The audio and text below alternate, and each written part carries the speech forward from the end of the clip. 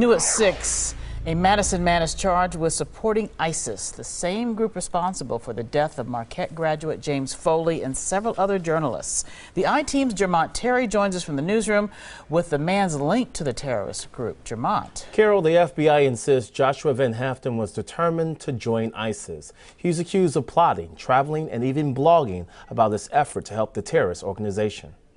The image on the left shows Joshua Van Haften in 2010 when he was ordered to register as a sex offender. The image on the right shows him a few years later with longer hair.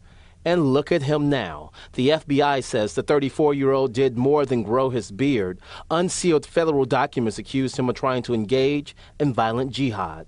We don't have any information to indicate that he has any incompetency problems. In the summer of 2014, federal prosecutors say Van Haften drove from Madison to Chicago. He then boarded a plane. He traveled more than 5,000 miles to Turkey in the Middle East. Once in Turkey, Van Haften is accused of trying to cross the border into Syria and join the terrorist group ISIS. Our charge is that he was planning to commit violent acts with ISIL and aid them as a terrorist organization. But investigators say Van Haften wasn't able to cross the border, and that angered him. They tracked his social media accounts where he vented, saying, well, Turkey is looking like it's divided at the moment about attacking ISIS, which, if they do, I'm gonna attack them. It was friends who tipped the government to the Madison man's strange behavior. People heard him saying things, saw him doing things.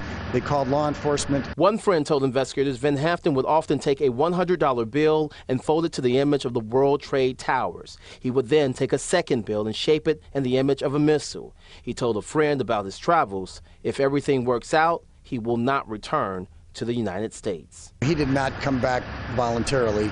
He came back in custody to us. Now, if convicted on the federal charges, Van Haften faces 15 years in prison. This case goes before a federal grand jury next week. Van Haften has not entered any plea yet. Live in the newsroom, Jermont Terry, today's TMJ4. Carol? Jermont, thank you very much. Now